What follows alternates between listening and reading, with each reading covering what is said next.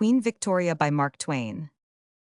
Addressed to the British SCHOOLS and Universities Club, ATDLM1ICOS, Monday, May 25, 1908, in honor of Queen Victoria's birthday. Chapter 1000. R. Clemens told the story of his duel with a rival editor, how he practiced firing at a barn door and failed to hit it, but a friend of his took off the head of a little bird at 35 yards and attributed the shot to Mark Twain. The duel did not take place. Mr. Clemens continued as follows. Chapter 1.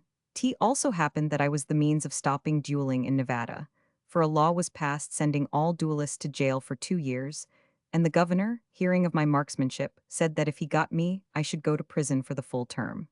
That's why I left Nevada, and I have not been there since.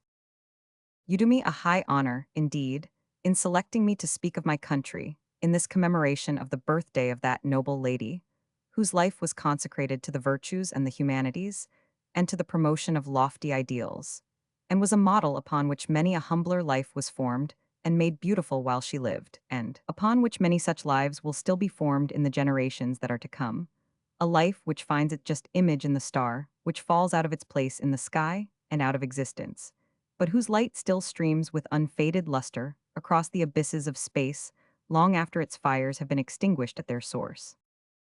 As a woman, the Queen was all that the most exacting standards could require. As a far-reaching and effective beneficent moral force, she had no peer in her time among either monarchs or commoners. As a monarch, she was without reproach in her great office. We may not venture, perhaps, to say so sweeping a thing as this in cold blood about any monarch that preceded her upon either her own throne or upon any other. It is a colossal eulogy, but it is justified.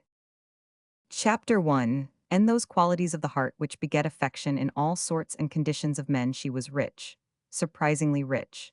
And for this she will still be remembered and revered in the far-off ages, when the political glories of her reign shall have faded from vital history, and fallen to a place in that scrap-heap of unverifiable odds and ends which we call tradition, which is to say, in briefer phrase, that her name will live always, and with it her character, a fame rare in the history of thrones, dominions, principalities, and powers, since it will not rest upon harvested selfish and sordid ambitions, but upon love, earned and freely vouchsafed.